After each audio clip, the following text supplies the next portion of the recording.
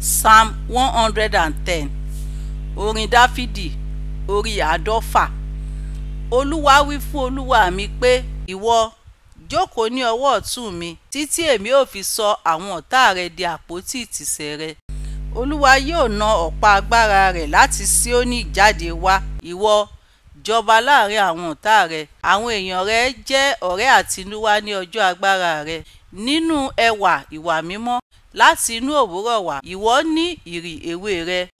Olúwa ti búra, kì yóò sì yí ọkàn padà pé ìwọ ni àlùfáà títí láé nípa ẹsẹ̀ ti Mekisedeki.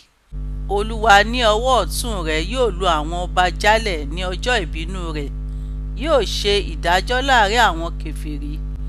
Yóò fi òkú kún ibi wọn nì. Yóò fọ́ orí lórí ilẹ̀ púpọ̀. Yóò mu nínú odò náà ní ọ̀nà.